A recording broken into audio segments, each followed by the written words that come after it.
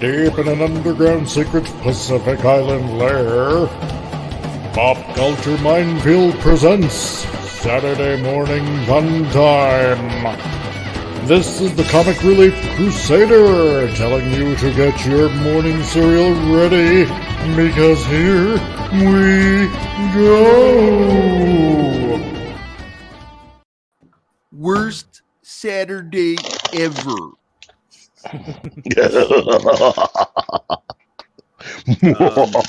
Not yet, it isn't, but it will be. It's always funny when we start a show and I don't know what to talk about, so I'm just gonna fucking talk about growing old. Growing old sucks. They never warn us. They never really warn us. Brian, Keith, John, sort of, and Martin. The worst part is when you look down like this and you see your first grey pubic hairs. I've still got too much information. I've got too much belly flap to see that yet. But look, they don't tell us about goat balls, okay? As you get older, goat balls. And the day you discover it is usually when you're sitting on the toilet and you do a courtesy flush and all of a sudden you feel like you're baptizing your sack. Oh, my. And you're like, oh, gross. And you have to take a shower because that's gross. Okay, I fucking hate getting older. Fuck everybody that's not laughing at that. Why don't you just get younger then? That's 2 F-bombs, Gary. I got 2. Time is not got an arrow. You're doing great. You can go in either direction. You know, some people just get better with age, like Sean Connery. Also, you forgot to set the timer. What's wrong with you today? Indeed, he did. There you go. We had 2 F-bombs already? Yes. Yeah. 2 F-bombs in 1 sentence. Right on the minutes. We have no. Sean Connery did get better with age up until the point he died. And then he didn't get better with age. Well, there's that. I guess then giving him a good schmacking might wake him up. It took you to grow old to meet me, so. Oh, that's true. I want to thank my panel for being here. Of course, John, Das Wolfen. Das Wolfen, would you like to touch my monkey? I'm too far away to touch your monkey. You have to pet it. You're a step away from saying yes. Now. I want to thank 70s Rock fan, our good friend. He was here today. I'm so glad you're about to move, so everything's looking empty behind you. Yeah, it's like an echo chamber. I look forward to those moments, though, when your wife pops her head in to see what you're doing. That's right. She has no idea. She's checking him still in the building. The ones I like is when she brings me food. Oh, yeah. I remember that one night. Oh, that is so cool.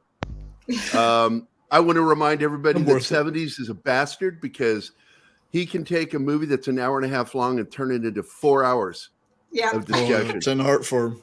And I'm sitting there at 3 hours going, I gotta pee. You're old like me.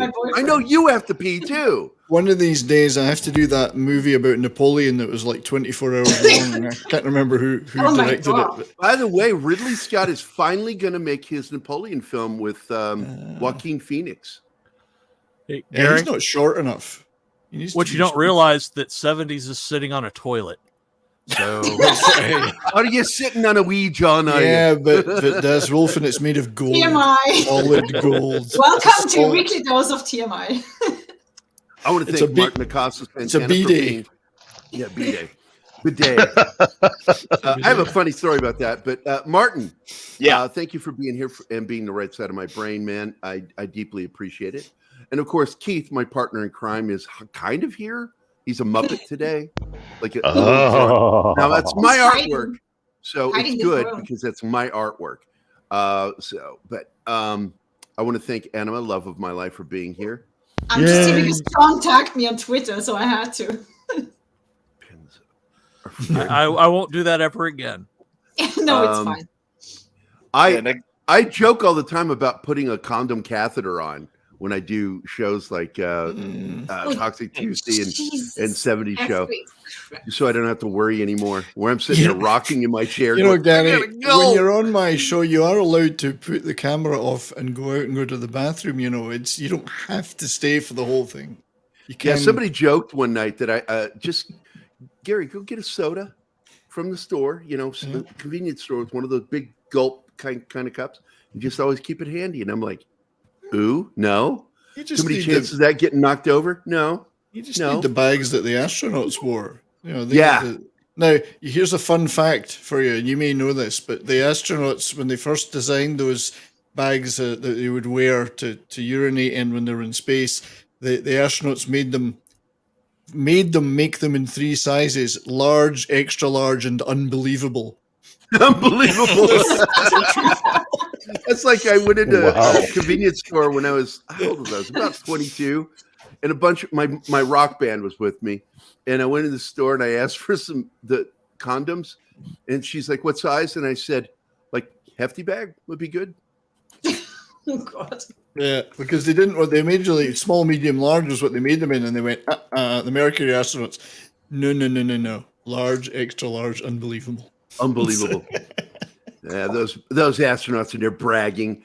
I want to welcome Comic Relief Crusader is here today. Why aren't you on the show, buddy? You're in that group. You should have gotten an invite. Good morning, Penny. I'm glad to see you today.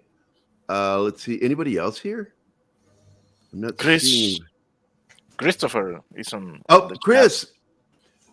Well, I got to tell you, Chris, you said you might pop on, so that'd be really nice for you to pop on the show too. Penny went to go see Black. I said Penny went to go see Black Adam. I wonder what she thought. I did too. That's a good question, because I'm seeing it tomorrow, and I think that next week, I think TGIF would be a good one for us to do a spoiler review, or on your morning show on Friday, do a spoiler review. Black Adam. Keith, I was talking to you. There's a black superhero?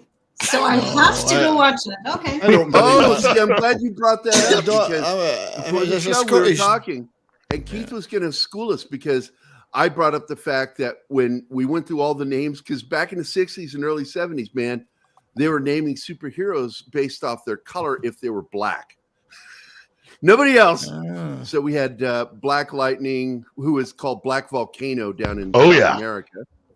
And then, of course, what was the other one we brought up that had that done to him? I forgot. No, these can't be real. I mean, I've never. Black Panther. And then I said, that's interesting, because I remember Jack Kirby was one of the big defenders of naming it that. And because the concern was the militant group. And that was causing all kinds of problems on campuses and such. And then Keith goes, and Stan Lee. And then he went into a 20-minute lecture. And here's your chance, Keith. Do it now. Do it. There will be a test later. Thank you, Tony's, for reminding me. Release the Kraken, Keith. I can't believe there's been anything like. There can't have been a black superhero ever. I mean, just. Growing up in Scotland, I'm sure there weren't any. If it was in Scotland, they'd be black because they were covered in coal dust. Coal dust. Hadn't washed. They're in Wales. Hadn't washed for a year. That would be the thing about having black superheroes, of which Marvel beat everyone, because Black Panther was 1966. Yep.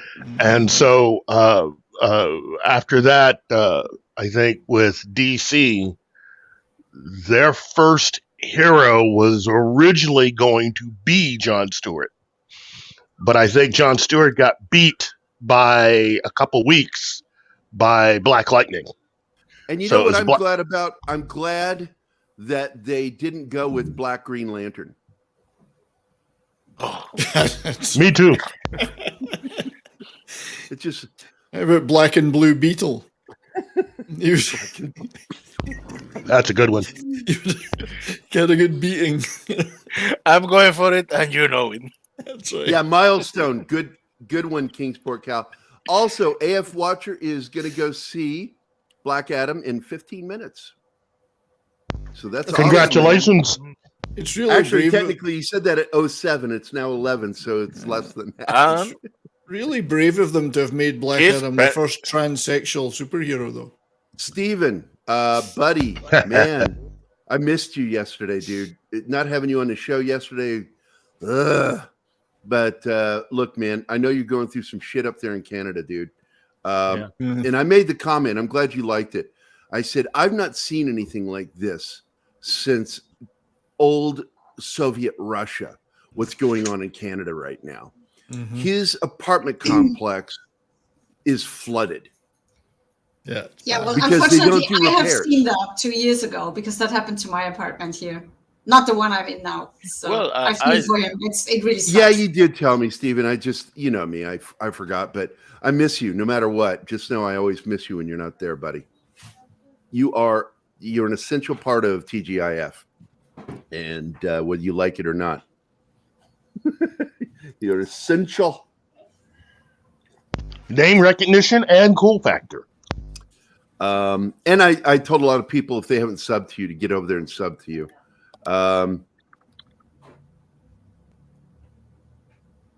Birthday week. Yeah, when is your birthday? What day? Because I haven't gotten a notification for it. 2 days ago. I didn't get any notification on Facebook. It was Wednesday.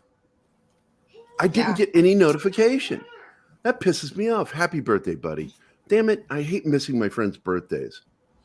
Well, the strike, the flood, and everything else. Yeah, I know. Being half mentally handicapped.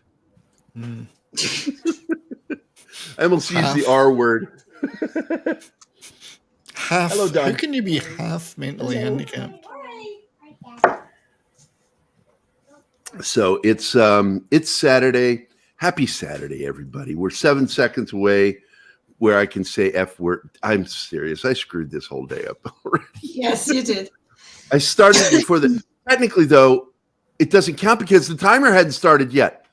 Yeah. That's right. It counts. Shut up. I think so. Shut up. You're not the boss of me yet. Yet. Women are the boss of us when we're in relationships. Even when they're halfway around. Oh, yeah. Nothing more I'm on adorable. the other side of the planet. When Keith screws up and Mel turns to him and just gives him the look and says something and his head drops. He goes, I'm sorry. They are the parents I wish I had.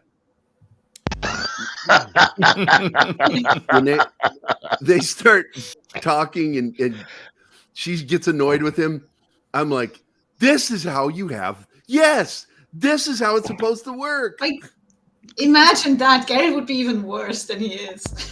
My problem is, and I will tell you this, Anima, I'm not like Keith. I'm not like any of my other guy friends. If I know I'm not wrong, that is a hill I will fucking die on. That's like my father. Zeros, he would good. never back down. That's the F-bomb. No, it's the double zeros. I'm good. I'm good. I'm taking them down now.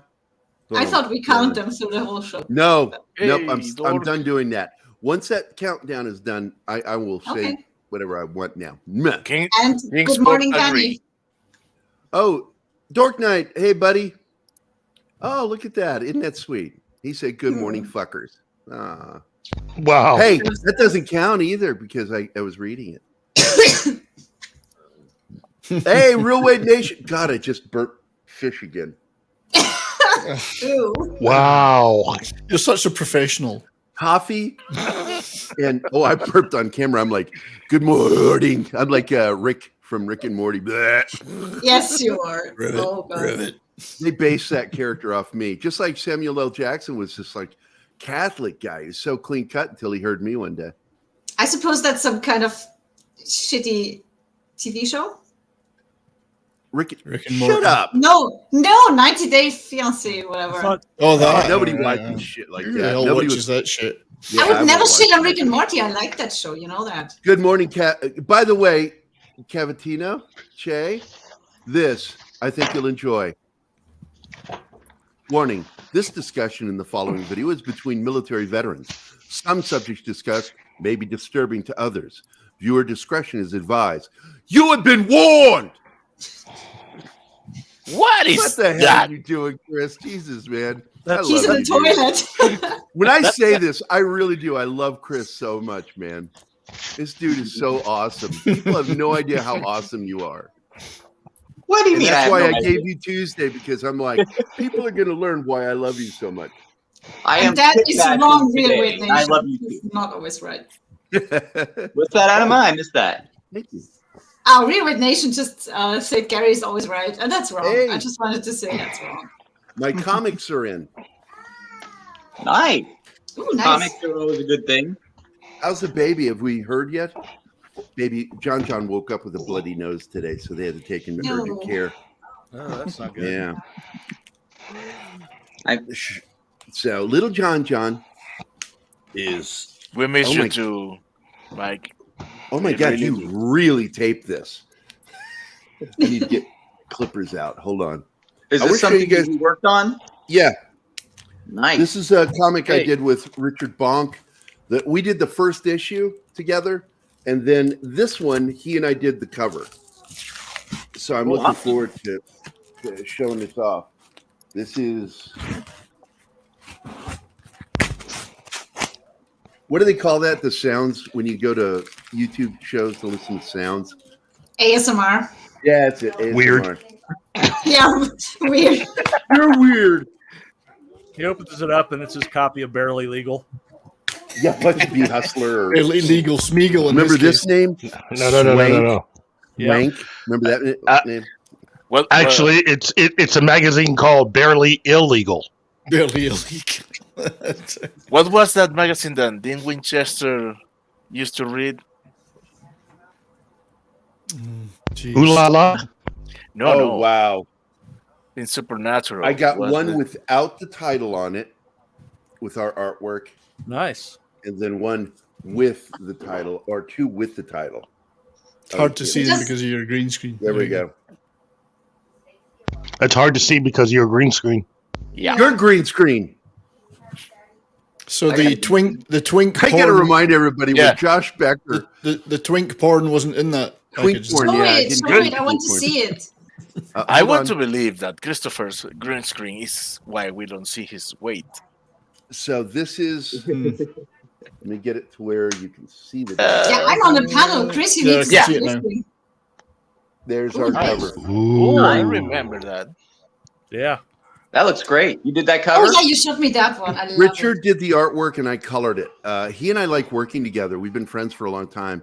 I'll do pencils, he'll do inks. He'll do pencils, I'll do inks.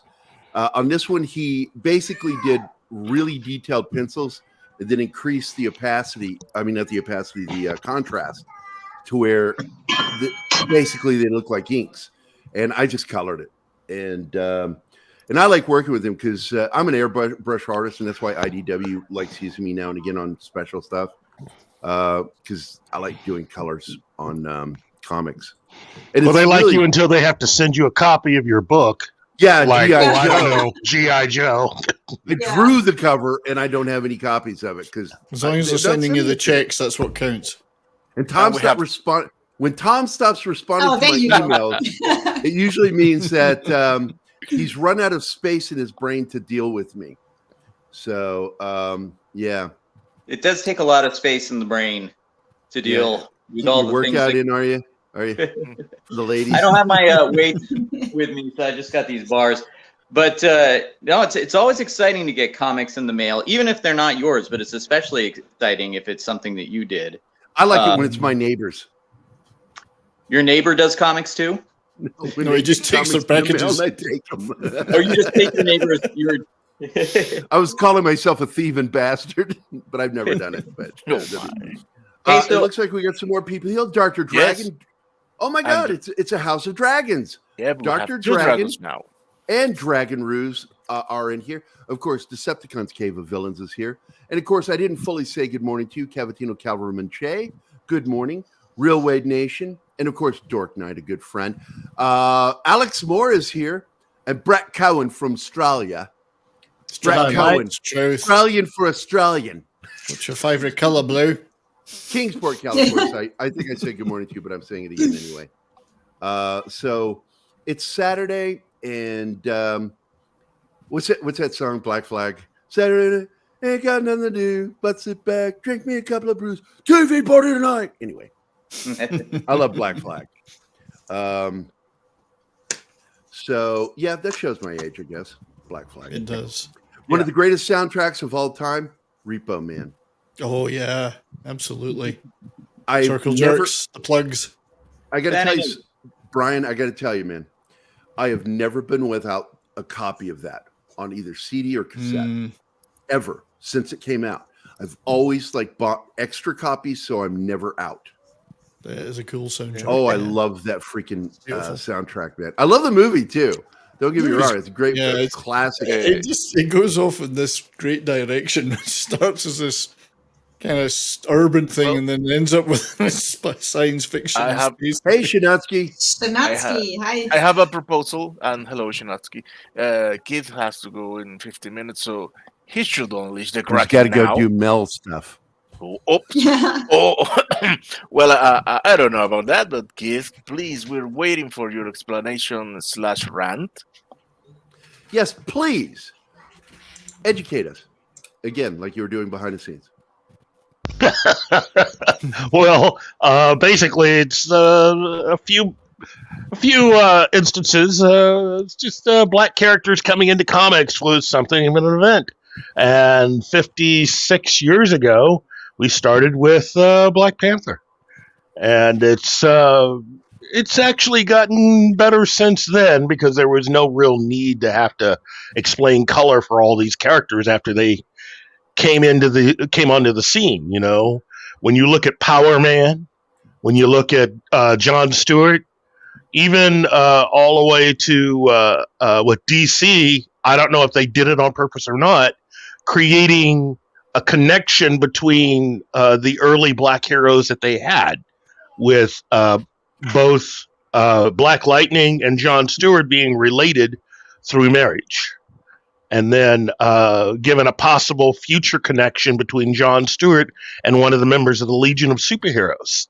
Of course, today's current writers never read those books, so they never realized that there was actually a black member, actually multiple black members of the Legion of Superheroes. Yeah, thus the reason why they... Yeah, see, a big one too. And they went ahead and race swapped one of the main characters of Legion in order to quote unquote make up for what they saw was a deficiency. So Lightning Lad is now a young man of color, even though you've had multiple members of the Legion that were people that kind of look like me. So I know. I mean, there's so many established characters could be used, and it's ridiculous that they ignore them or don't know about them. They don't know. I mean, a lot of younger people within the business have not done their due diligence of actually looking at the history of what they are involved in. My whole thing is if you take a paycheck, you at least owe it to yourself to at least do a little bit of work on the business or the place that you're working for. You know, go back a couple of years and see how everything was and why it was that way. Talk to the people that are your bosses and have an understanding. And especially within comics, it used to be that when you came in, it would be a few years before you were allowed to handle any of the major comics. Over the last 5 to 7 years, that has gone away. You know, depending on who you are and what your politics are, you're allowed to get your hands on some of the bigger names and do whatever you want to do. Thus, Snowflake and Safe Space. I really, or I should say, in this particular example, thus what ended up happening to the X-Men as a whole. Again, it's unbelievable. I'm not saying that you can't have characters with different leanings, both political, sexual, whatever. The thing is that it works better when you are working long enough to be able to introduce characters that can be a part of everything, rather than to take characters that already exist and go really extreme with them and change them to something different, whether it's Captain America secretly being a Nazi, or Superman having PTSD after spending a year getting buggered. It's a good actually happening. Don't say things like that when I'm about to take a drink. Good old-fashioned word. Yes. but I mean, hey, we got company. Keely Chow has joined us, and so is our producer, Pat S. Patrick is here. Good morning, Pat. I say these things not to trigger people. I say these things as a way of educating and getting them to understand that a lot of what the people are doing currently in comics is basically just trash. And if I'd had... go ahead. Nazis, Dark Knight. Yeah. All I will say is Superman and butt stuff don't go together. You know what? One would think, but... no matter what Lois likes. Well, but on top of, but on, and also, woman of Kleenex. Also, you also have to understand what they've actually done to the entire Batman side of comics. Pretty much everybody from Batman all the way to Damian are either gay or bisexual now. That's what they've done with all of them. Which makes you wonder, it went from people making jokes about it, in the 80s and 90s to the joke becoming reality, but now we're not allowed to laugh at it. That's it. And it's it's weird for me, Keith, because hearing you talk about this stuff, I'm not old enough to have remembered the 70s heroes or anything that went on with civil rights in the 60s. But I'm also, I am old enough to remember a time where, I grew up in the 80s and 90s where, I loved characters like Bishop and Jon Stewart. And when Blade came out, I was like, this is awesome. And it never once crossed my mind that, obviously I could see that these were black characters, but it never occurred to me to think about it. They were just more cool characters in the comic universes that I liked. So to me, it's like, I don't know. I came in at this time where it was just like, that's how I grew up looking at things. And then all this kind of try hard stuff started happening. Those of us that are in there, from Keith and my age, all the way down to people born all the way up to about or raised in the 80s. We were exposed to something, and it's what bugs Keith and I the most, because there was a lot of traction made in race relations when we were kids.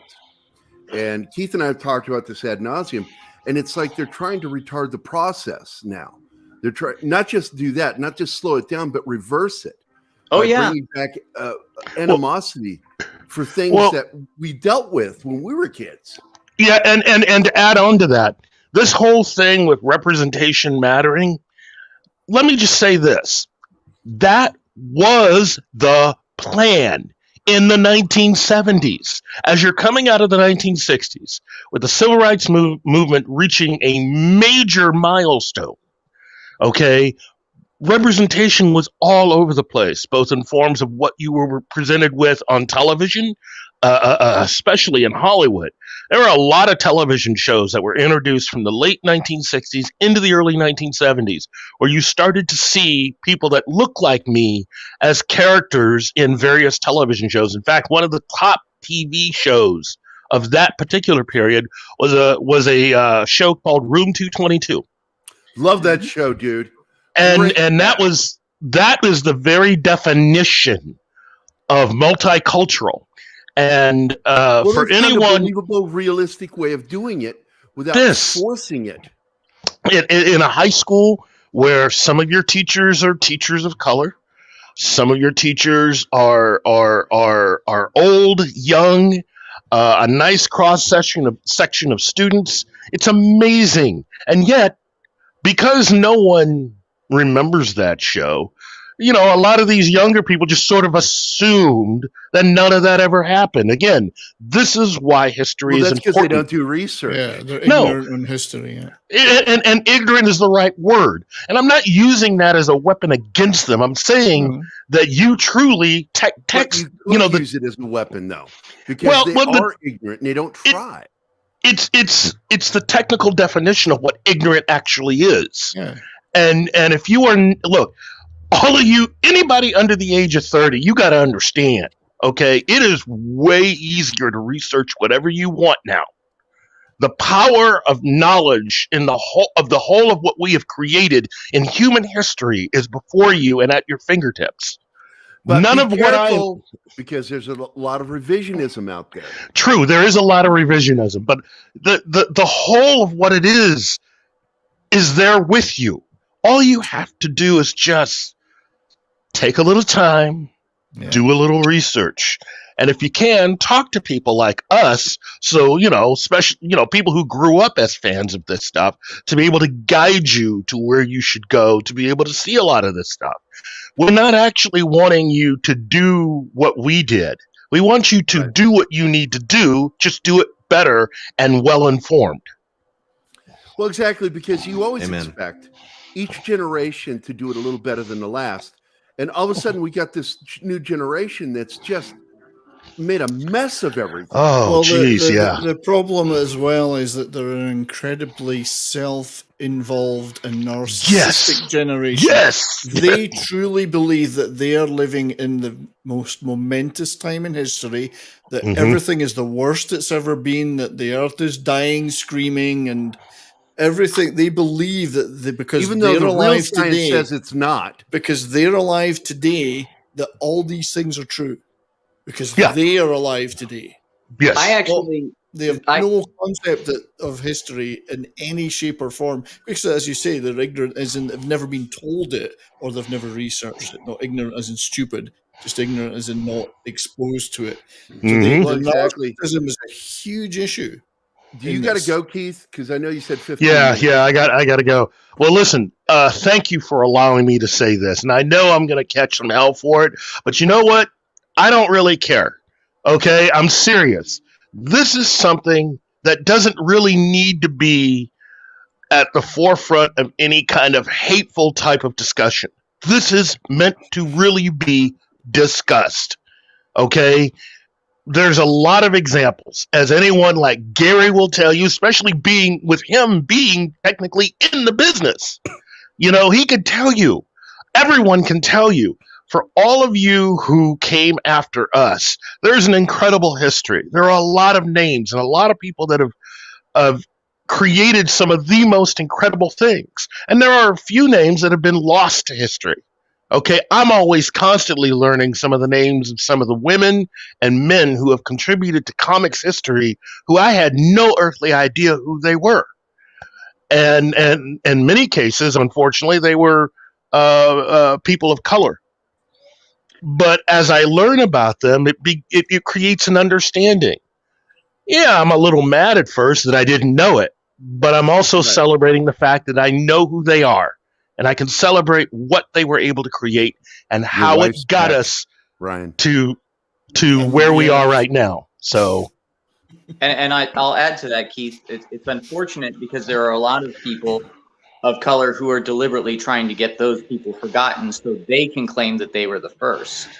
Yeah, that's sick. That is sick. It is because when you think, I can't stand that new movie that came out that rewrote history about the queen of this tribe, warrior queen. Yeah, the warrior queen. And I'm like, you know what? They were one of the leading capturers of local tribes to sell them into slavery. They took that completely out, and they made her to be an anti-slave person. I'm like, no, she was one of the biggest slavers in Africa. Yeah, but the revisionists really hate that shit. Well, that point Keith, about being please, before you go, finish what you were going to say. All I was going to say is that there is a complete history to all of this. You need to, if you can, research it, talk to people like us, and find out what it is. Because as every day passes, more and more gets covered up, more and more gets forgotten. And it's just bad. It does not serve anyone to forget a lot of this stuff because it only creates more confusion. And it fuels for a lot of young people a misunderstanding of where we are and what we've accomplished. Exactly. Okay. So, and again, I agree wholeheartedly with you, Keith. One last question, because Keith knows the answer to this. How many white slavers were there in Africa? Well, I remember from my time there. There. When I was in deep dark Africa. Damn, black really don't crack. And as Monty Python would say, welcome to the middle of the film. Anyway. It was so racist, but it was funny. What was that? That was Meaning of Life, right? Yeah. Yeah, that was just before the tiger ate his leg off. Or lion. He says, what, in India? Or Africa? No, it was a tiger in Africa. That's what it was. I will say this. I think sometime, hopefully either before the end of the year or the beginning of next year, I will, on one of these Fridays, invite a few creators of color on, and we will have a nice discussion about it'll be just like where I grew up when I was the only white guy in the neighborhood. Probably. And you'll officially be awarded your second version of your card. I think you've reached silver status now. I was an adopted member of the black community because I lived there. It was nice. But continue. I like this idea you got. We will definitely have a few on, and we'll discuss some of the forgotten names, creators and creations, as well as some of these people will be people like Gary in the business, or people that have worked around the business, have been geeks all their lives. And hopefully it'll be something that everyone that is currently watching and listening can learn something from. And I've always wanted to do something kind of like this, but I think now this may motivate me to make that happen. So thank you all for your time, and I will catch you when I catch you again. Thank you, sir. Hopefully next week. See you, Keith. See you later. Bye, buddy. Bye, Keith. I would love to stick around a lot longer, but I just wanted to pop in and say hi. Yeah, what was the show about this morning? I slept until I missed the show because I slept until the beginning of this one. Well, let's see. We talked about I don't remember the two Halloween themed shows we talked about, but we talked about this current fall 2022 anime season. And here's what I'll say. There's only one show currently on traditional TV that I watch. Only one. And that's because I've been watching it for 13 years, and that's Bob's Burgers. I think it's hilarious, and it makes me feel better about my kids. But from the anime standpoint, which if you're not watching, you should be, because it's loaded. This season is killer. Right now, I've got, let's see, 4, 5, 6, 7, 8. I've got like 20 shows that I'm watching. And out of them, I've only had one that I dropped. And it's not because it wasn't good, it just wasn't up my alley as far as what I normally like to watch. But this season has been great. You name it, we've got it. New seasons for existing shows, My Hero Academia, Uzaki-chan wants to hang out, we've got you covered there. You want something that's super hot, we've got Chainsaw Man. You want something from Rumiko Takahashi that is always been great, we have a brand new version of Yurase Yatsura, and that show by far is my favorite of this season as far as the new stuff. And of course we got returning from the spring Spy Family, which is just absolutely fantastic. And then we have some off the wall stuff like the Human Crazy University, which is a motion manga type of show. And it's way, way out there. But it's been extremely good this season.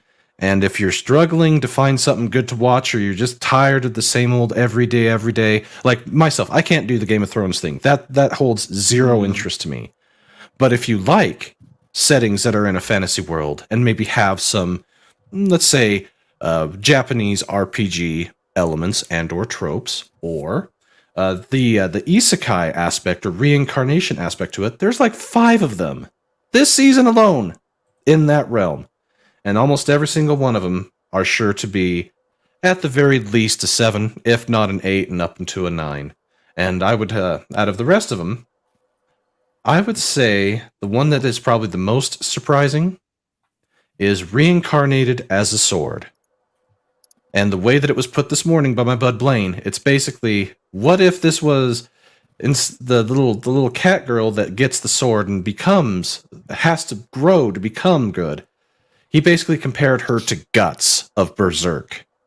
So, wow, yeah, I really like it. As I said, there's a little bit of everything. There's even one show that is set in the 1920s Japan, that weird time where you still have people running around in kimonos, have samurai out in the villages, but in Tokyo or any of the other places, you've got electricity, you've got cable cars. Era that appeals to me. I like that era. So there's a show called My Master Has No Tail, and it deals with a tanuki who wants to trick humans, because that's what tanukis do. But because it's in the 20s, the humans are a bit jaded. But she finds this style of storytelling called Rakugo and is determined to become a practitioner of Rakugo.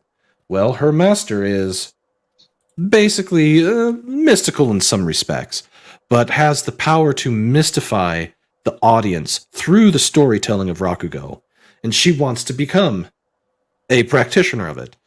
And it goes through and you see all that goes into it. And what's really fun about it is at the end, because these stories are so steeped in Japanese history and mythology, they have the Tanuki character come out and do a explainer of the story being told. So if you don't get it the first time, at the end, they go through and basically retell it, but add in some of the extra historical context.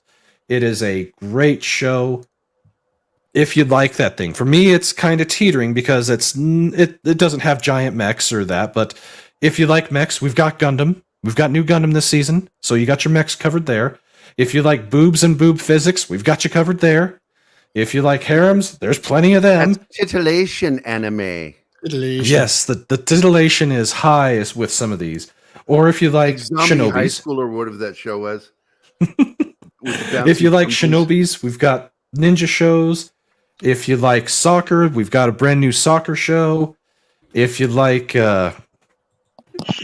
anything, if you like a show that was done way back, which is Urusei Yatsura back in the 80s, that Rumiko Takahashi. This is basically the same as the original show, just with the fresh coat of anime paint. It's set in the 80s. It's got the landline phone. She tosses stuff at she tosses stuff at the cheater or the guy that has the wandering eye, Arturo. He just wants to get married, but he can't stop looking at the ladies. So what does she do? She tosses stuff out of a box, and what comes out of it? Cassette tapes. It is a show of its time period, and it is being preserved once again for us.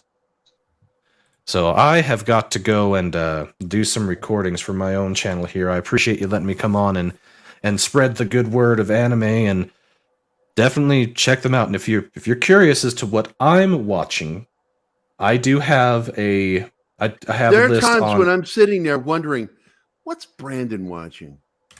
So Brandon, have you? It's not anime, but it was based on a manga. Have you ever watched Midnight Diner? I have not. And that's the thing. There's so many of them that I haven't gotten into over time that I need to. Where's a good place for me to watch these things? Because I've only dabbled in anime, but some of this stuff sounds really good. Okay, well, most of these shows are either Crunchyroll or Funimation. Those are the U.S. distribution places. And now, the way that it's ran this year, they typically have been about a week or two behind what's actually been shown in Japan.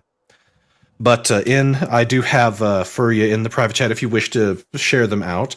The first one is AnyList.co, and it's a free site list that you can go and create lists, see what's hot, see what other people are thinking. But I have my subscription there, and if you want to see what I'm watching, if you follow me on Twitter, whenever I update on there, it updates on Twitter, or you can look at my list on there.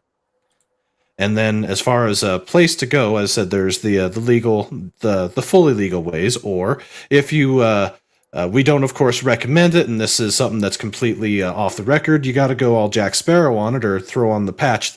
I have provided a potential lead for you. Let's just put it that way. You should do an episode for normies like me that's like anime on Tubi or Netflix, like that.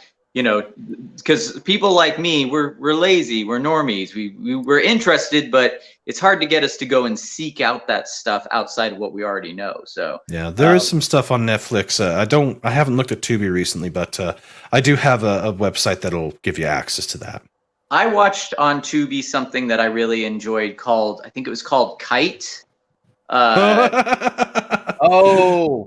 ask Shinotsky about that one.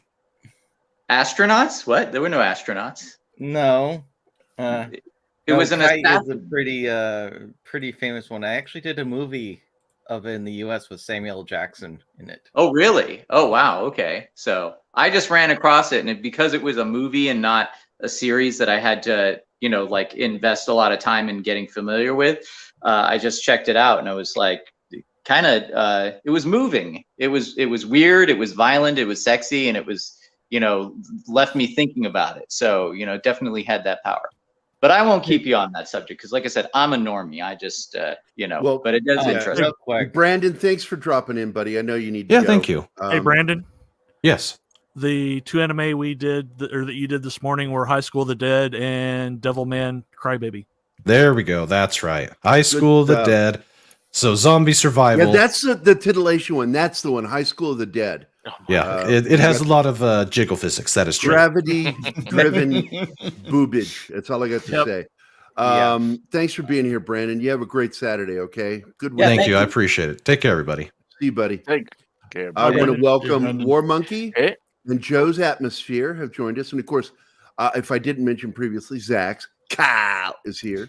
Good morning, I'd like guys. to say to Joe's Atmosphere, what's up, Oos? No, but one series I would recommend to start with if you haven't seen it, Death Note. That's a good entry point because it's something that the original Death Note anime is really good. I'm not a big fan of the live action ones. I enjoyed Death Note. I watched I think the first 10 episodes and thought it was really good, but for some reason it didn't hold me. Not that I went like, oh no, I'm not enjoying this, I'm out. I watched 10 episodes and just never came back. And can I get Chris? Can I get Chris? What? Can I kick out Chris off the stream? Please let me. Oh no. I'm joking. I love you. I know. I might come back to it. It was good. I actually got to get going too. I got a bunch of work to do. I've actually got. I'm working on robots today for Escape from Planet Omega 12. And can I just share a bit of news I'm really excited about? I'm not going to say what, because I just was asked today, but somebody messaged me and offered me a spot in a comic book anthology writing a 6-page story. I used to do underground comics, but I haven't done anything in ages. And I was asked to do a 6-page Lovecraftian horror comic story. So I am super psyched. So when I have more news on that, but great show today. It was great hearing from Keith and the anime stuff. I'm always learning a lot here. But thank you to all of you guys. And by the way, 70s rock fan, did I ever tell you what my dad did for a living? I'm not sure you did, mate. My dad used to manage Deep Purple. Oh, right. Wow. That's a fast. Well, what can I say? Awesome. I grew up around those people having no idea who they were because I was a little kid. But I will say this. If you're a Ronnie Dio fan, he was a friend of our family's and a lovely guy. I'm an enormous Dio fan. He's one of my heroes. I love Dio. Yeah. He was a big... he was a big comic book fan, and he and I used to talk about comic books at barbecues. And he taught me how to play pool because I sucked at it. And I very lucky man, and I want to hear more about that. I look forward. You'll have to join me in one of my shows, and we'll talk about that. Hit me up. I would be happy to. And I'm going to play you out with a little video. Are you ready, Chris? I'm ready. Chris, before you go, I'd love to talk to you, man. What's When your that? father would say no, would he go na na na na? Chris should jump on You should get him on your show when you air 70s. I will. No, that's what I'd love to. I'll add you to the group, or he can add you to the group. When we circle back to that subject area, and I'll probably once I've had the chance to see the Dio documentary, which I haven't been able to get a hold of yet, I'll probably do a show on that, and then we can talk about that in Deep Purple. Yeah. Oh, excellent. Well, I will tell you this. I know next to nothing about all of it. Because I grew up in it and it was my dad's thing, I was just like, whatever, Dad. Oh, is that exactly? I know next to nothing about anything, so what does that matter? All right. Well, I love all you guys. Have a great one, you, buddy. And see you, mate. Bye, Chris. Be back on Tuesday for sure. Bye. Yeah, man. See you Tuesday. Have a good weekend. Cool. So, all right. I want to take opportunity for this. I've been waiting for. I've been waiting to play this video. Yay! Man. But look, it's for the Dark Knight and his 5 months. I've been waiting for 11 minutes to play this video. Can I play the video? Yeah. Oh my. Hello. Good evening and welcome to the middle of the film. It reminded me of Oliver Reed at that point. This. Now go ahead, Martin. May I interject? Of course. So it's not the anime version, but I have been watching the live action Rurouni Kenshin movies, and they're very good. I enjoy them very much. I've never seen any of them. Welcome, Brightest Day. Seen 3 out of 5 now. 3 out of 5. They're the best Martin. of the. Okay, look, I interrupted Martin. I got to let him. Sorry. What he was going to do? I interrupted you. So no, I just want to highlight the fact that Dark Knight has been a member for 5 months. Absolutely fantastic. Well, Gary's been a member all his life, so it's what true. difference does that make? I have had a member for a long time since I was born. No, has it been a member? You want to play me hard? Phrasing. But yeah, those movies are great. Although I did end up watching them out of sequence. I haven't seen the 2 middle ones. I've seen the first. Well, in chronological sequence, or no, not really. But it because I watched the last one before the 2 before it. Characters were in the last one that I wasn't aware of. So it would help if you chronologically watch them, not in the order they were made, but the order they're chronologically set. Because when you've got ship in the bottle stories, which I like, where they're standalone stories, you can watch them in any order. You can enjoy these without that, because as long as you watch the first 2 chronologically, it doesn't matter particularly how what order you watch the last 3. But I found them extremely good. I really enjoyed them. So I wish I'd watched them long ago. Yeah, and some people, it's like say that the reason I didn't like Firefly was because they were presented out of order. And and then I said, I watched them on the DVDs, so they were in order, and I still didn't like them because I don't think Joss Whedon's a very good writer. I love the cast. The cast is great. Made it, I love the movie, but the series it fell short to me in the quality of writing. And I'm not a fan of the movie. It's okay. It was all right. I love both the TV show and the movie. Whedon, too many people. Did you say booby? No, I'm putting him in the middle. Good morning. God damn it. Hello. That's my Gary. Put him in the middle. Gary, I do have one more thing I want to talk about if I get the chance. Being a nerd. Do it, dude. Do it. So way back in the chat, Pat S mentioned the movie To Sir With Love. Have you ever seen that movie? Sidney Poitier, are you kidding me? Sidney Poitier, Lulu, Little Scots Lass Lulu, and featured one of my favorite 60s bands, the Mindbenders. I got to tell you something. Adele was born to do a remake of that song. Yes. She's got the voice to cover that song. And it's bothered me that she's never covered it. The band, the Mindbenders, were in it. I love that one of my song. favorite bands of all time. And Eric Stewart of the Mindbenders was in 10cc. He's the guy that wrote and sang I'm Not in Love. But that was his 60s band, the Mindbenders. And how they pulled that off, because that was way before sampling on keyboards. That was all done vocals. real. Yes, voices. vocals done reel to reel, overlapped. Hundreds of overlapped voices. Oh, it's just crazy. And they worked out the notes they all had to be to make the chords and so on, and it just took them weeks. All you got to do today is push a button on your keyboard, record a noise, and then play it in any key. Back then, they couldn't do that. It was major work putting that Moog organ sound of the voices. And what I loved was when they said when they finished it and they mastered it and it was the finished recording, they switched all the lights off in the studio, lay down on the ground and just listened to it play back in the dark.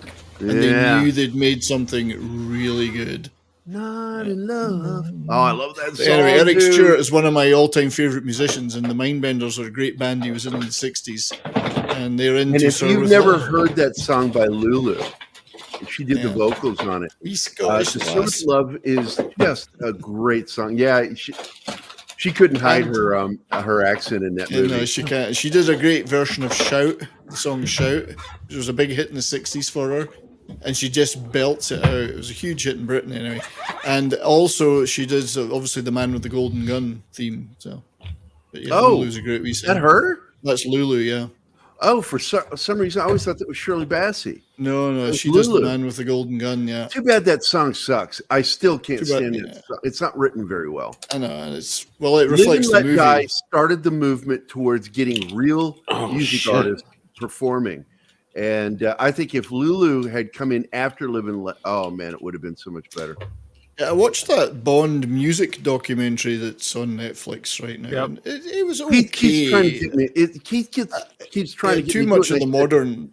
That's what bothers me. When I saw the trailer for it, I'm like, no, look, if you're not going to too much Sam composers Smith or songwriters talking, I don't want to watch it. Why? I don't give two shits what the actors and producers thought. But way too much Sam Smith and Billie Eilish. Sam Smith song was not enough Billie of the Eilish older was stuff. Terrible. Those are terrible songs. Forgettable. Totally forgettable. Adele wrote. They didn't even touch the Chris last Cornell, Bond which song. was a good one. The Chris Cornell one was great. It's they never even mentioned it. Greatest Bond song ever written. They never even mentioned it. Fine, Live and Let Die. Are you kidding me? And Live and Let Die. Oh, fuck that movie. I'll never watch They showed a picture of Chris Cornell, and they never even mentioned the song, and yet it kicked ass, that song, as a Bond opening. You know my name. Yeah. I also like the alternative song that they didn't use by Sandra, which is Casino Royale. Oh yeah. So that wasn't nearly good enough. It's a shame. It was. I was looking forward to it, and it was like, nah, this isn't. I always liked the Goldfinger theme. Goldfinger. It's Shirley Bassey, of course. Yes. View to a Kill. Thunderball. Duran is pretty. I always enjoyed. Oh, View to a Kill's. That's. I'm willing to forgive Shirley Bassey being Welsh because she was so good at those Bond themes. Now I do like Gladys Knight's License to Kill. I'm a big fan of that, and Patti LaBelle's in theme for that film, which was "If You Ask Me To." Great song. And then what's her name from the Eurythmics did a song. Annie Lennox. Annie Lennox did an Scots song. She did the in song for the other Timothy Dalton James Bond film, which I love that song. But I got to tell you, "Live and Let Die" will always be the #1 greatest James Bond song ever written. It's fucking awesome, isn't it? Big fan of what was that one? "For Your Eyes Only." That was Sheena Easton. Who sang that? I forgot. Sheena Easton. It was Sheena Easton. Scottish again, you see? Yeah. Scottish too. Garbage. Another Scottish Garbage, lad. another Scot. You see, he did "The World Is Not Enough."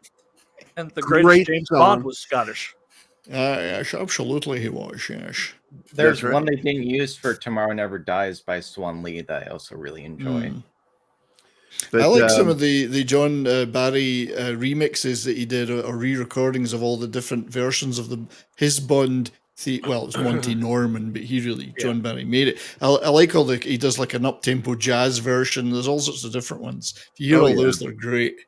But going back to Chris Cornell, got to tell you, man, that was one of the single best rock themes from a James Bond film since "Live and Let Die." Yeah, and that's why it really got my attention.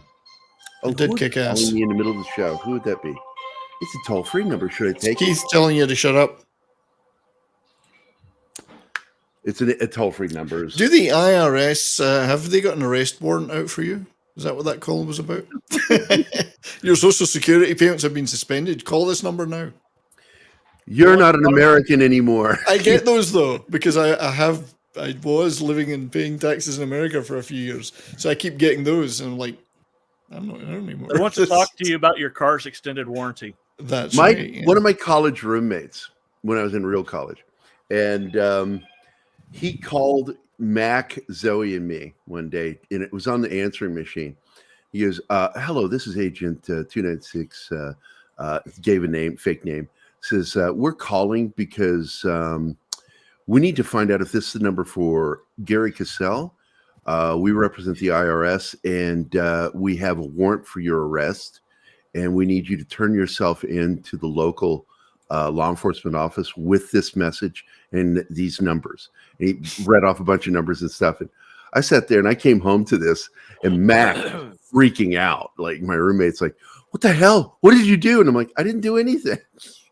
And then I think it was like, I looked at the number and went, "That's a Florida number. IRS isn't in Florida. We have our own regional It's Kevin." And it was. It was trying to prank me. Because like last night I was talking to Anna about how elaborate my pranks are. They're so elaborate and they cause so much trauma that people who like to prank me will stop pranking me because they're afraid of what the reprisal will be from. I mean, because like the thing I did to my dad is one of the meanest pranks I ever did, but it was hilarious. He didn't talk to me for over a month. Yeah, nailing him into a coffin and burying him 12 feet under. Oh no, I didn't do that, buddy. But I did damn near kill him once. I thought he was going to have a stroke because for weeks I had moved in with my gay roommate, and I started like talking about going places with him all the time. And I was actually dating somebody, but he didn't know about it. I kept it a secret. And I just kept, whenever I would go someplace with her, I would pretend that I went that place with Travis. You know, Travis Smith. He's still a good friend of mine. And finally, at the end of it, I said, "I don't know, Dad. I mean, since I left Deborah, this has been great." I said, I've felt more myself with Travis. I mean, nobody touches me or kisses me here, like Travis does. And in the middle of saying this, I turned and looked at him, and he was ashen gray, and his lips were blue. And I think you were double bluffing, because I think you were actually telling the truth, but pretending you were bluffing. Super double bluff. It was, yeah. Well, I just turned to him and said, "No, Dad, seriously, I still like vag. I'm just messing with you. Don't die." And just before you said that, he came out to you and said, "You know, son, I'm glad you said this because I've always felt this way too." My dad was, yeah, I'm going to tell you. That would have been the ultimate. That would have been the ultimate own. Brian, my dad was one of the most open-minded guys I've ever seen. But I swear to God, because of some sort of past experience, he, in his mind, connected gay with pedophile. It was all connected there in his brain. And he hated gay men for this reason. And he would just go on and on. And like one day I was just getting kind of tired of it. And I just turned to him and I said, "Dad, you sure talk about a lot about gay men. Is there something you want to tell me?" Exactly. Yeah. And he threw a crutch at me. If he'd come out to you before you revealed that it was a con, that would have been hilarious. I love my dad. I miss him so much, but he was a bastard in some ways. And you know, he was a dry alcoholic. He still exhibited. He never went into therapy. He didn't believe in that stuff.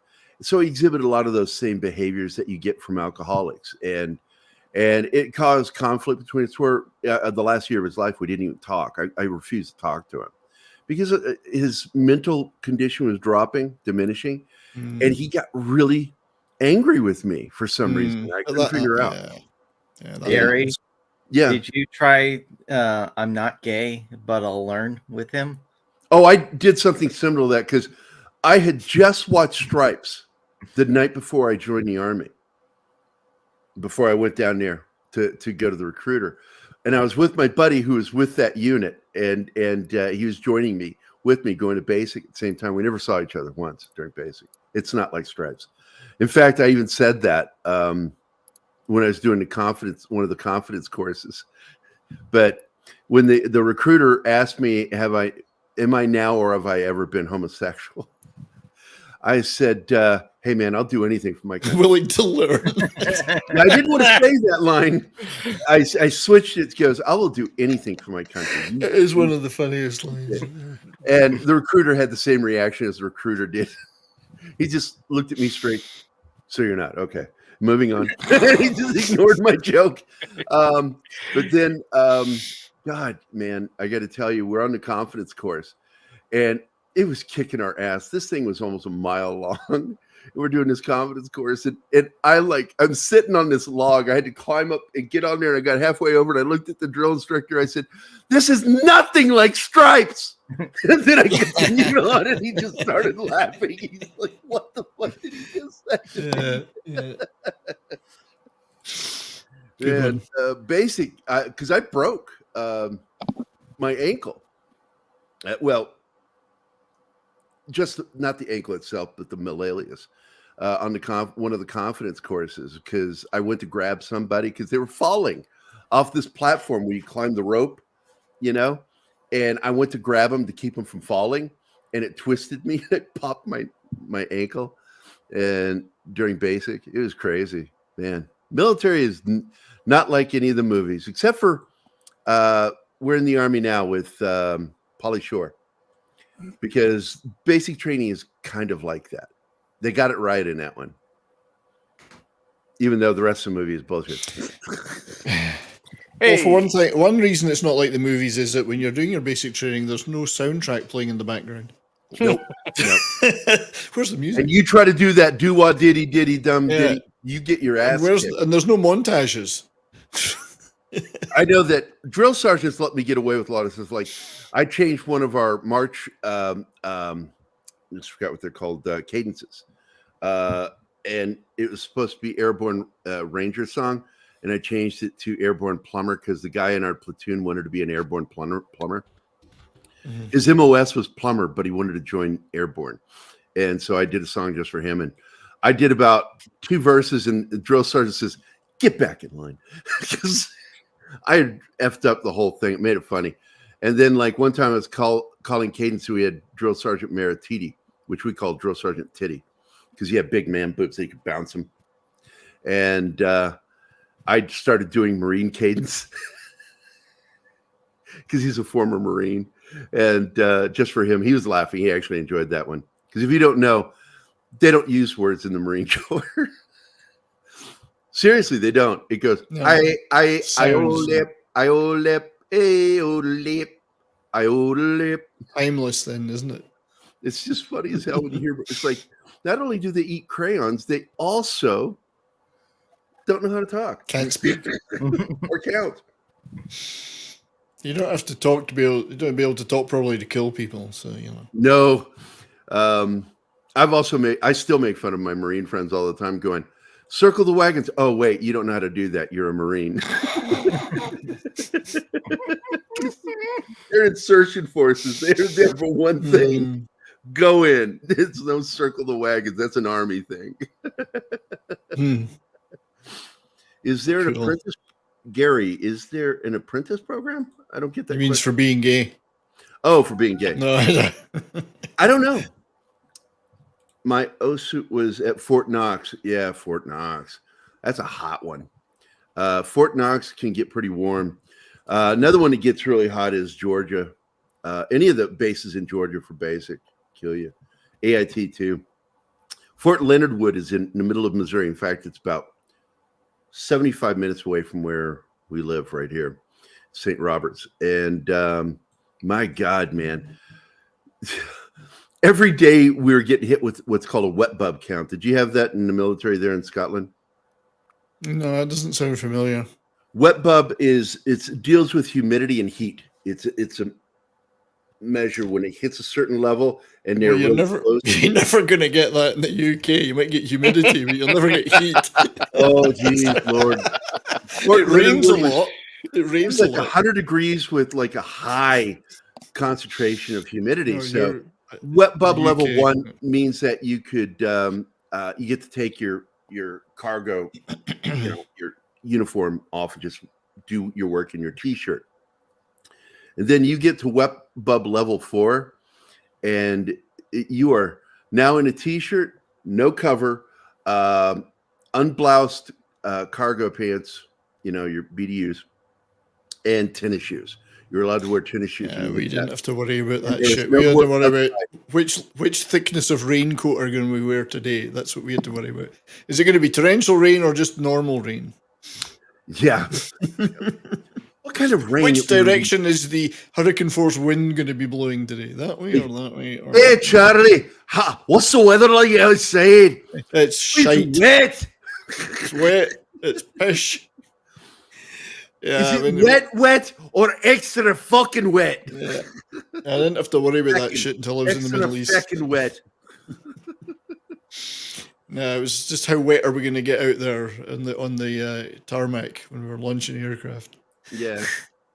But I got to tell you, though, Fort Leonard Wood has a nickname. It's called Fort Lost in the Woods. And our group took it seriously. We lost the guy during a march. He stepped into the woods to go take a piss. And when he came back out, he couldn't find us. And he tried to take a shortcut to get to us because it looked like the road moved that way. And apparently he just kept going right through the woods. And he ended up on the shooting range. And we had to stop shooting because he was downrange. He was like walking around down there. It's like fucking idiot. How do you get lost? Anyway. So Nova Scotia. Wait, what? So Nova Scotia, they get it pretty wet and windy out there too. Nova Scotia. Where are you at now, Comic? Where am I at? No, Comic Relief. Oh, Comic Relief. Are you in Nova Scotia now, or where are you at? Are you still there in? It starts with an A. I always forget. Alberta. We're stopping the show. We're waiting for Comic Relief to write. Okay, before you wrap up, and we're not talking about any of the wonderful shows that were on the thumbnail.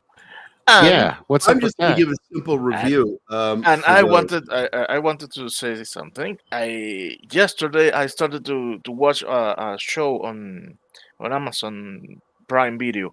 It's called The Peripheral. And it's based. Yeah, that's on my list for watching, and I'll be talking about it next week. It's very good.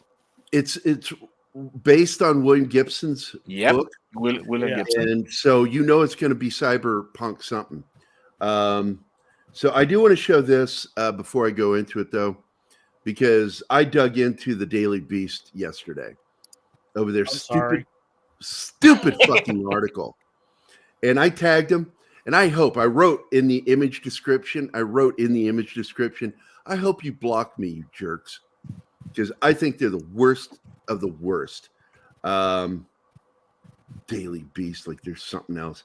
But anyway, I'm going to share the screen here, what I wrote. Mike, answer you. There's always Kotaku. Oh, my God. Here we go. So I'll drop this down here so you can actually read it. Hey, the Daily Beast, because this is their article. The Black Adam end credit scene was annoyingly predictable. And I said, hey, the Daily Beast, that scene was no more predictable than your article. I mean, that scene was leaked, yet we already knew your anti-cast, anti-film rhetoric was coming. I pictured Nick Shager, he's the guy who wrote the article, rehearsing the whole article in a mirror because he's so brave. What an asshole. Typical freaking anti-DC, anything under David Zaslav is going to get attacked. So that post-credit scene is the only thing I'm interested in from Black Adam. So I am actually in some more because I just got private messages saying that this is one of the darkest and meanest DC movies. There's a lot of rage in this film. There is. I'm in. Black Adam's an angry guy, so But I tell you what, that scene, since it's spoiled, I'm not spoiling everything because it's already out there. When he shows up and that hits Goosebumps. What? Don't tell him. Let him. Okay, all right. Let him leave it tomorrow. Okay. Yeah, man. Okay, that movie is awesome. Let's talk about these shows real quick because we still got a little bit here. Sure. I absolutely am enjoying that show, Let the Right One In. It's veered off from the films, the original film from Northern Europe, Scandinavian film, and the American version produced by Hammer Studios. It was a book originally, by the way. Yes, the book. And they're veering away from it a little bit in a way that I like. And they've adopted one of my favorite parts of that series that Guillermo del Toro did, the vampire series he did. I liked their ideas. I just don't think they executed it very well. The Strain. And so now we have something that wasn't in either of the films, and I don't know about the book, if it was in the book or not. But the fact is there are other vampires. They have connections to each other, interpersonal connections, some very dark and scary. We have doctors trying to find a cure for one of the characters. And the father, now unlike the films, this isn't the boy that grew old while she stayed young. Instead, and actually in the foreign one, I don't think in the end we find out it's a boy with long hair, that it's not a girl, just a very effeminate boy. And but in the American version, they had Chloe, what's her name in it, and she's a female. In this show, she is a little kid that was attacked by another boy in her class, and you learn that pretty quickly. And there's dark elements in this. It's hard because the father is a deeply devout Catholic, and he has to kill for her because she's never done that, and he doesn't want her to ever have to learn how to do that. And so he's going out there, and he ends up killing somebody that's connected directly to his next door neighbor, who is a homicide detective. And of course, her kid is best friends with the girl. And she actually feels very protective of this kid. And we have this mystery about what happened to her mother. We don't know yet what happened to her. I hope it's not going to be the obvious where she killed, because the dad says she's never killed. So I don't know what happened. But this is a good show. If you're not checking it out, go check it out. It is on Showtime. And it is one of the new good shows on Showtime, and it's called Let the Right One In. It's on my list. The next show is Wrexham. Welcome to Wrexham, which is the team referenced in Ted Lasso. Isn't that the team that Ryan Reynolds owns? Yep. That's what the show is. Welcome to Wrexham is the story of how Rob McElhenney from It's Always Sunny in Philadelphia talked Ryan Reynolds into buying the team with him. Oh, right. Okay. Yeah. And it's funny because there's this, they really play it up on the show, the rivalry between Rob and Ryan, because he acts like Ryan's got it easy all the time. And there's a little ounce of fiction in it when it's dealing with that.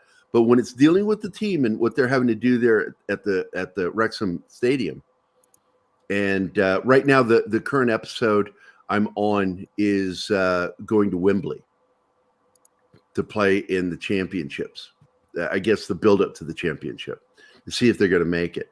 I've intentionally not gone to read anything about the team because I want to be surprised by the show. And I'm thoroughly enjoying this show. Two American TV and a movie star by a Welsh football team. May I just say something? I thought Ryan Reynolds was Canadian. Yeah, he is. Yeah. Oh, yeah. He's North American. Yeah. Stop trying to claim a Canadian there. Yeah, it's just like a buddy of mine from London corrected me and says, "I'm not British, I'm English." And I said, "But you are British." Well, yes, that is correct as well. Yeah. Yeah, British, just like I'm North American. And he said that back to me. He says, "Right, you're North American." I went, "Yeah." I'm sorry. If you're in our media, you belong to us. You've sold yourself to us. There's lots of He's made his fortune off of us. Yeah. There's lots of asshole Canadians I'd be happy for you to claim. But he's one of the good ones. I want to keep him. No, Canada loves him. They even did a song. Canada did a song for him. Yeah. They got the singer from 70s. Bare Naked Ladies to do it. 70s. Where's William Shatner now in the Canadian or American? He's still Canadian. William Shatner is still Canadian. Yep, he's still Canadian. And in fact, I remember when I still lived in the UK about 30 years ago, he was on a chat show and somebody said something to him about, or somebody mentioned something about Canada. He says, "I'm Canadian. I'm from Canada." And he was quite vocal about it, Mind you, he's from Montreal, so. I'm sorry. We get to choose whoever we want because you owe us for Justin Bieber. Again, as I say, you can claim all the ones like that you want. I mean, take them with my blessing. Can you take Justin Trudeau as well? No, he belongs to Cuba. Yeah, that's true. They've claimed him first, but no, we have our own Trudeau here, and that's the guy who created Doonesbury. No, Shatner's quite clear about that he's Canadian. He's never pretended to be anything else, and he's in fact, while he was in Canada, he did that movie where the entire film is shot in Esperanto. That's right. Yeah, which is he did like quite an impressive achievement. What? Oh, Shatner did 3 Esperanto movies, didn't he? Or I only know one. I thought he only did one, but yeah, you could be right. I've only heard of one, but I only know of one. Also, now let's get into the Winchesters. I watched this show because of Don Ecker. Don is just a good friend, and he convinced me to start watching this show because I got sick of the original series after season 2. I was like, I'm out. It's like this isn't really going in a direction I'm interested in. And so I enjoyed the first 2 seasons of Supernatural. This is, of course, a prequel series. Yes, it's a little woke, but it's still very enjoyable. I thoroughly get a kick out of the stuff. The nod in the first episode to Scooby-Doo is great. A bunch of young teens, fighting ghosts and demons, driving around in a van. Come on. Come on, man. That was great. I loved it. All it needs a dog. Yep, that's all they need is a dog, and they need to get one in there. I am just started watching episode 2, and I will finish that. Start off with a blast. I'm just enjoying the show. If you're not checking it out, check out Winchester, the Winchesters. And then finally, we're nearing the end of the season for this first season show called The Patient. And I am shocked at how good this show is. We've got Steve Carell as a therapist, a psychotherapist, full doctor. And he is working with all these different patients. And one of his new patients is played by Domhnall Gleeson, one of the Gleeson boys. You know him from the Star Wars sequel trilogy as the Imperial officer that gets pranked in the middle film. General Hux. Yeah, General Hux. He's a fucking serial killer in the show, and he's going to see a therapist trying to stop doing this, but he's being dishonest because he's going to see the doctor, and he's afraid to admit to anything. So the doctor confronts him, Steve Carell, who's got all kinds of interpersonal problems in his own life, because it's pretty much a ship in a bottle episodes, because we're almost always in this one set, but we travel out a little bit here and there. But it's mostly always in this one set, because when he tells the kid that therapy is not working the way because you're not being honest, you're not opening up, Gleason puts some of that stuff over his face, knocks him out. And the next time he wakes up, he's chained to the floor in a basement of a house. And he's doing private therapy. He has no choice. He is being kept captive, a captive therapist, and his only goal in life is to eat shit and piss and do therapy for this kid at any given moment. and he wants to avoid killing people. And as the series progresses, man, eventually not only does he kill again, he kills right in front of him, the therapist. And it's one of the most intense scenes I have ever seen put to film. This is like a long movie, and it's a little scary at moments. And but the funny part is, you like the serial killer because he doesn't want to kill. He wants to stop. He goes, I don't know what's compelling me. I need you to find out what it is and help me stop this.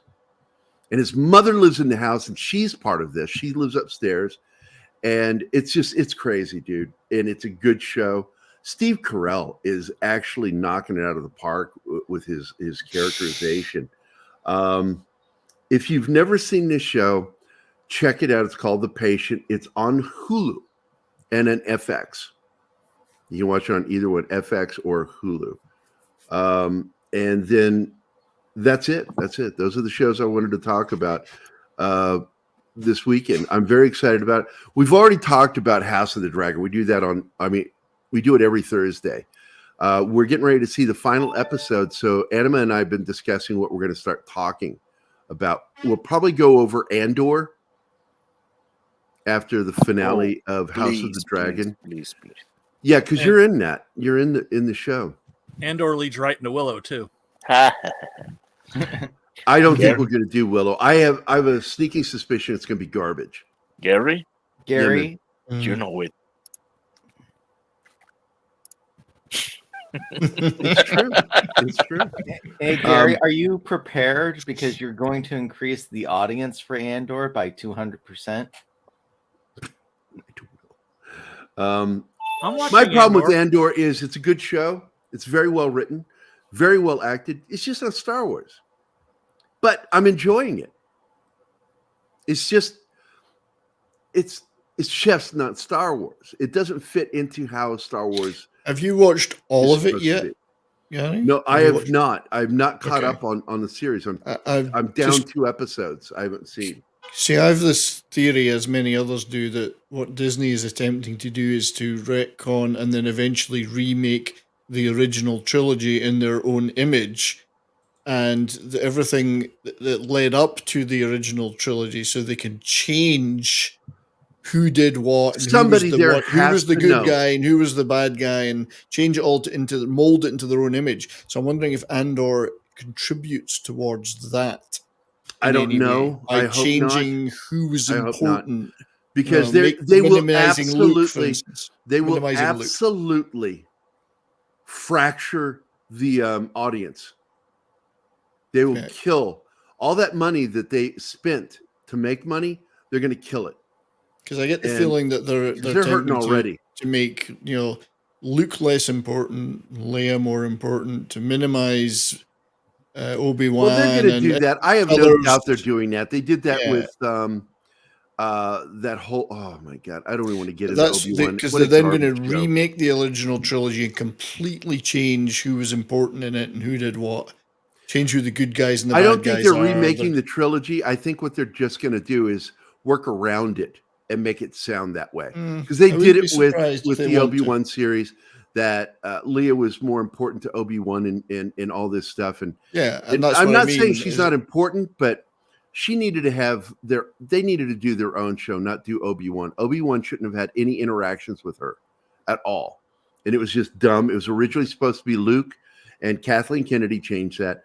Look, Kathleen Kennedy has painted herself into a corner with Star Wars. And I'm telling you, if Indiana Jones, I'm not going to go see it. I'm not going to go see it. I wasn't happy with the last film, and Spielberg was involved. I'm done. The trilogy was all I needed. Well, the last one was pointless. Make any sense. Yeah. None of these things make any sense because now Obi-Wan Kenobi, Obi-Wan and Leia spent a bunch of time together. Yet when Obi-Wan dies, who has the biggest emotional reaction now? Luke does, who only knew him for an afternoon apparently. And Leia's like, it's like you felt really bad on him. It's like, so now they've made Leia into a heartless bitch. Yeah. Also, she never told him that she knew Obi-Wan. No, in fact, back then, Star Wars shows that she didn't know him, because the line is, help me, Obi-Wan Kenobi. That whole thing. The whole thing went with her saying, in order for him to know who she is, she says, "You served with my father in the Clone Wars." Yeah, no, we spent some time together a while back. Yeah, it's just ridiculous what they did. I just thought it was dumb writing. And then they keep introducing Darth Vader all the time, and more and more and more and more, and things that he never did or shouldn't be doing. Yeah, yeah, and all I'm saying is that Star Not Wars, only that, but always losing. Mm-hmm. Yeah, and Star Wars has become something that reminds me of this scene. Human sacrifice, dogs and cats living together, mass hysteria. Except not as funny. Star Wars is. It's dead, Jim. It's dead, Gary. Good up to this point. I don't know what to expect from this new season. I'm not feeling good about it because Jon Favreau has been, considering quitting. So I just don't know what to expect. Kathleen Kennedy and the Star Wars writers group is messing up everything. And I just, as they say in Star Wars, I got a bad feeling about this. But leaving aside the canon aspects of Andor and the fact that it doesn't feel like Star Wars, if they hadn't shit the bed with all the other shows before it, it may have stood a chance, even as a curiosity. And if they'd done it a lot earlier before the other ones, people might say, "Oh, that was okay. It was different, but it was okay." But it's too late now. They've done so much damage that even if a show is good, people don't care anymore. Well, I do need to point out what Comic Relief just said is really kind of true, because I've said this numerous times that the owners of the IP can say it's canon all they want to, but it's the money from the fans that shows what's canon and what isn't. Yeah. And remember with all this fun stuff that they can alter, they can do whatever they want, but eventually, when this doesn't make any money, or they keep losing more and more money, eventually they're just going to stop and do these things as a write-off. Well, yeah, and I got to tell you, Brian, if they try to remake the original trilogy, it will blow up in their face, and they will lose billions of dollars again. They've lost billions already. I don't think they care. That's the problem. Well, I think they do. I think that in the same way, the people who care are. I don't care if Bob Chapek cares. I don't care if Kathleen Kennedy cares. Yeah, it's the investors who have a problem right now, and they've been speaking up. I hope you're right. Eventually, they'll get to the point where the shareholders will care enough to balance everybody. Yeah, and that could happen. They could vote, just like they did in Star Wars, a vote of no confidence. And Bob Chapek could find himself out of a job. I think they want another David Zaslav to clean house over at Disney and fire everybody. We know that these people are making a concerted effort to destroy popular culture for political reasons. They're very determined. So far, they've worse than political reasons, sociopolitical reasons. Yeah, sociopolitical reasons. I think they would love to destroy and remake the original Star Wars trilogy. They'd love to remake Lord of the Rings, Peter Jackson's movies, if they ever could. They'd love to. Oh yeah, Bezos. Yeah, they want to destroy it all and remake it in their own image. Like Bezos is regretting. He's regretting what decisions were made and who was put in charge, and that they fired those guys. Those guys that were in charge were the ones that went to House of the Dragon. They were the showrunners for that show. They were the original showrunners for the Lord of the Rings stuff they were going to do at Amazon. And another thing to remember with all this, the opposite of love is not hate, it's apathy. And that's where we've gotten to with it. People have stopped caring. People aren't even going to bother watching. There aren't even that many reviews up for this series. So the next thing that comes out might be horrible, but it's at the point of it's already ruined. Who cares anymore? Yeah, pretty much. But you're right. Reached the end of the show. Apathy has reached us. We're reaching the end of the show. I'm very apathetic about a lot. Anything that I don't care about the end of the show. To Disney. What turned me off with the Werewolf by Night, because I'd been looking forward to that, was the choice to make it black and white, and then at the end of the trailer, go color with the logo, Disney Plus logo. I'm like, all right, fuck you. I'm out. I'm out. I watched it, and I didn't even know who she was because she was so unrecognizable. Yeah, she wasn't That's blonde Elsa like she should have been. from the comics. Elsa was a blonde, and then in the 80s, she turned into a ginger. Yep. And now she's ginger side. Southern European, dark-haired, dark-eyed. It's just really fucking weird, the shit they do. I'm over it. I'm over it. I loved Swamp Thing, the way he looked, or Man Thing. Yeah. I really love the design of Man Thing. That they use practical effects with him a lot. Also with the werewolf, I like that for the most part. But the show was meh. Hi, Six. Hey, Six. Hey, Six. Hello.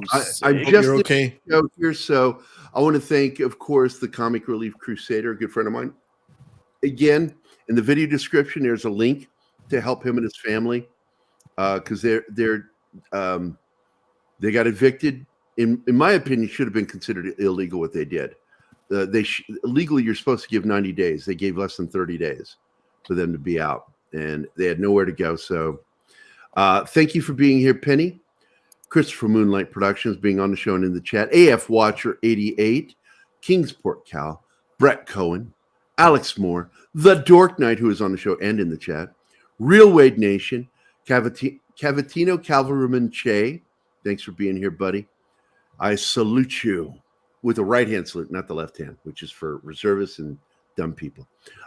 Dragon Ruse, Dr. Dragon, both of you for being here and making this a House of Dragons.